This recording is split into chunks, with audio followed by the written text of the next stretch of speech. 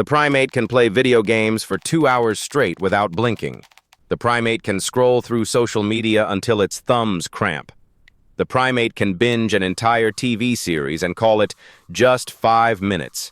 But ask the primate to sit down and study for 30 minutes. Suddenly, it acts like it's being tortured. The primate promises to work on that side business for an hour, but 5 minutes later, it's already sneaking a tab open to just check notifications. Here's the paradox. You know, logically, that studying, exercising, or building a business brings real, long-term rewards. But the primate doesn't care about logic. It cares about what feels good right now. So the primate chooses the quick hits, the games, the comfort food, the scrolling. And that raises an uncomfortable question. Why do some people seem motivated to do hard things every single day, while you're negotiating with yourself just to get off the couch? And more importantly, is there a way to trick the primate brain into enjoying the pain? Because the answer isn't willpower. It starts much deeper. The answer starts with a single neurotransmitter, dopamine. People think dopamine is the pleasure molecule. That's wrong. Dopamine isn't enjoyment. It makes the primate want. It's the craving chemical, the invisible force that gets you moving before the reward even exists. The primate hasn't gotten anything yet, but the anticipation alone is enough to make it act. It's not about happiness. It's about the hunt. And once you see how powerful that hunt is, the rest of the behavior starts to make sense. To understand how dangerous this is, look at the primate's distant cousins, lab rats. Scientists implanted electrodes into rat brains. Every time the rat pulled a lever, it triggered a dopamine spike.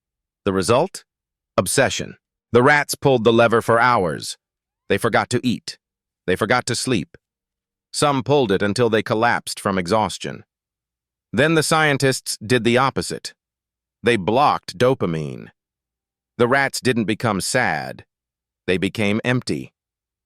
They wouldn't even walk to get water. If you placed food directly in their mouths, they would chew and enjoy it, but they had no motivation to move for it. Here's the part that's hard to ignore. Your brain works the same way. You are the rat, and your phone is the lever. And if that sounds dramatic, wait until you see what tolerance does to the system. Your body follows a strict law called homeostasis. It demands balance. If it's cold outside, you shiver to warm up. If it's hot, you sweat to cool down. Your brain does the same with dopamine. When you flood the primate with video games, internet pornography, and endless scrolling, the brain adapts. It down-regulates the receptors. Just like an alcoholic who needs the whole bottle to feel what one drink used to do, the primate now needs massive stimulation just to feel normal. It's like eating at a 5-star restaurant every single day.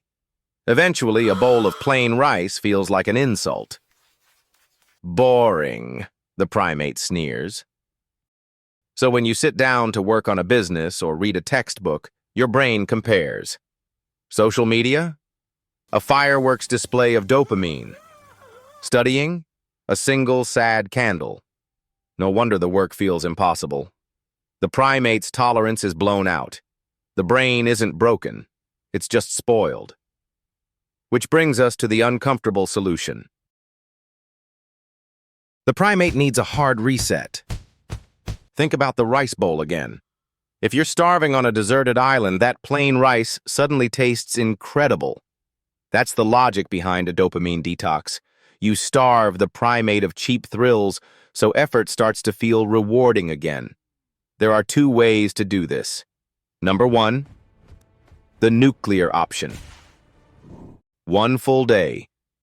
No phone. No computer. No music. No junk food. You sit with the boredom. And yes, the primate will hate every second of it. But when boredom becomes unbearable, writing ideas on paper or reading a book suddenly feels interesting. Number 2, the weekly reset.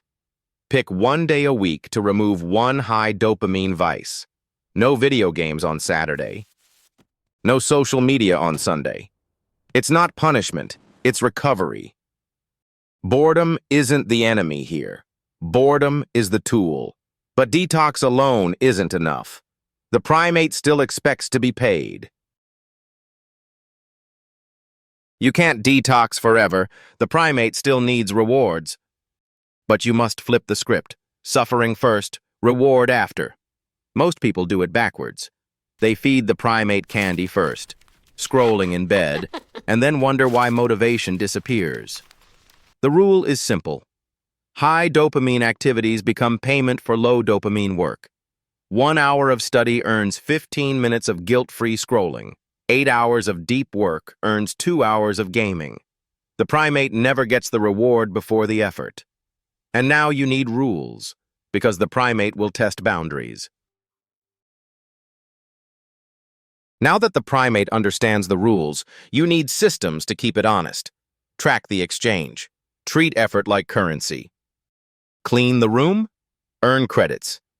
Practice piano? Credits. No work? No payment. Filter the rewards. If the reward damages you, it's not a reward. And finally, expect resistance. When you sit down to work, the primate will scream for the phone. That's not intuition, that's withdrawal. Let it scream. The longer you starve the distraction, the quieter it becomes. At the end of the day, dopamine isn't the villain. It's the engine. It's why you build, why you create, why you improve. The real question is, where are you getting it from? Cheap digital levers that leave you empty, or effort that compounds over time? Because here's the truth. We're all addicted to something.